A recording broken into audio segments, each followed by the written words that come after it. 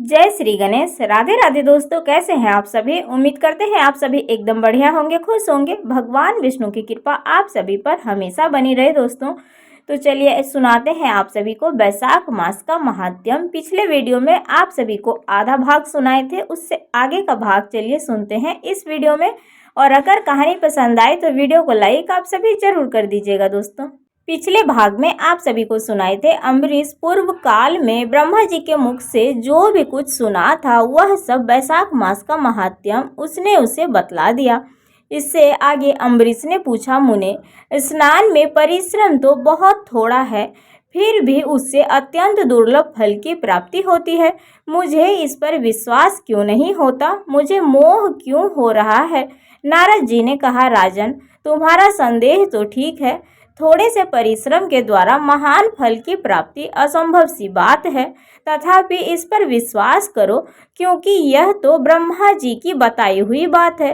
धर्म की गति सूक्ष्म तो होती है, उसे समझने में बड़े बड़े पुरुषों को भी कठिनाई होती है। श्री हरि की शक्ति अचिन्त्यत है, उनकी कृति में विद्वानों को भी मोह हो जाता है। विश्वामित्र आदि क्षत्रिय थे, किंतु धर्म का अधिक अनुष्ठान करने के कारण वो ब्राह्मण तत्व को प्राप्त हो गए। अतः धर्म की गति अत्यंत सूक्ष्म है। भूपाल, तुमने तो सुना होगा, अजामिल अपनी धर्म पत्नी का परित्याग करके सदा पाप के मार्ग पर ही चलता था, तथापि मृत्यु के समय उसने केवल पुत्र के स्नेहवश नारायण कहकर पुकारा। पुत्र का चिंतन करके नारायण का नाम लिया, किंतु इतने से ही उसको अत्यंत दुर्लभ पद की प्राप्ति हुई। जैसे अनिच्छा पूर्वक भी यदि आग का स्पर्श किया जाए तो वह शरीर को जलाती ही है, उसी प्रकार किसी दूसरे के निमित्त से भी यदि श्री गोविंद का नामोच्चारण किया जाए तो वह पाप की राशि को भस्म कर डालता है। अनेक्षयापि दहति स्पृष्टो हतु वहो यथा तथा दहति गोविंद नाम व्याजादि परितम। जीव विचित्र है, जीवों की भावनाएं विचित्र है, कर्म विचित्र है तथा कर्मों की शक्तियां भी विचित्र है। शास्त्र में जिसका महान फल बताया गया है वही कर्म महान है, फिर भी वह अल्प परिश्रम से साध्य हो या अधिक परिश्रम साध्य। छोटी सी वस्तु से भी बड़ी से बड़ी वस्तु का नाश होते देखा जाता है।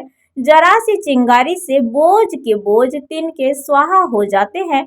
जो श्री कृष्ण के भक्त हैं उनके अनजान में किए हुए हजारों हत्याओं से युक्त भयंकर पातक तथा चोरी आदि पाप भी नष्ट हो जाते हैं। वीर, जिसके हृदय में भगवान श्री विष्णु की भक्ति है, वह विद्वान पुरुष यदि थोड़ा सा भी पुण्य कार्य करता है तो वह अक्षय फल देने वाला होता है।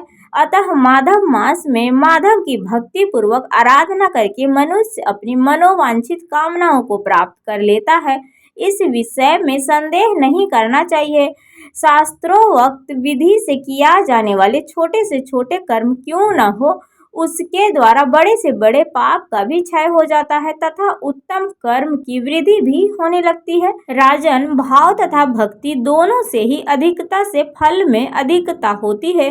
धर्म की गति सूक्ष्म है, वह कई प्रकार से जानी जाती है। महाराज, जो भाव से हीन है, जिसके हृदय में उत्तम भाव एवं भगवान की भक्ति नहीं है, वह अच्छे देश तथा काल में जा जाकर जीवन भर पवित्र गंगा जल से नहाता है और दान देता रहे तो भी कभी शुद्ध नहीं हो सकता, ऐसा मेरा विचार है। अतः अपने हृदय कमल में शुद्ध भाव की स्थापना करके वैशाख मास में प्रातः स्नान करने वाला जो विशुद्ध चित्त पुरुष भक्ति पूर्वक भगवान लक्ष्मीपति की पूजा करता है, उसके पुण्य का वर्णन करने की शक्ति मुझ में नहीं है। अतः भूपाल, तुम वैशाख मास के फल के विषय में विश्वास करो।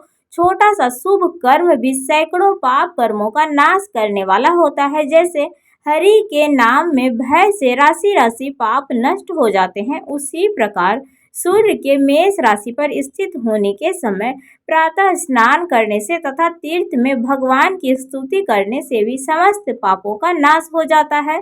जिस प्रकार गरुड़ के तेज से सांप भाग जाते हैं, उसी प्रकार प्रातःकाल वैशाख स्नान करने से पाप पलायन कर जाते हैं। यह निश्चित बात है।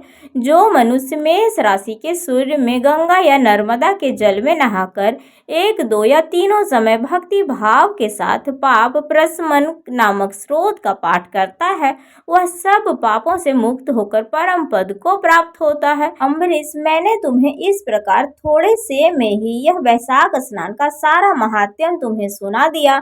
इस प्रकार करने से पुण्य फल की प्राप्ति मिलती है और भगवान विष्णु की कृपा प्राप्त होती है। तो दोस्तों, ये थी वैशाख मास की महात्म्य और स्नान की विधि। आप सभी को कैसी लगी? अगर ये कहानी और महात्म्य पसंद आई हो तो वीडियो को लाइक आप सभी जरूर कर दीजिएगा। चैनल पर जो भी नए आते हैं सब्सक्राइब, कमेंट, शेयर करिएगा दोस्तों। तो चलिए मिलते हैं अगले वीडियो में। राधे राधे, हर हर महादेव, जय श्री हरि विष्णु।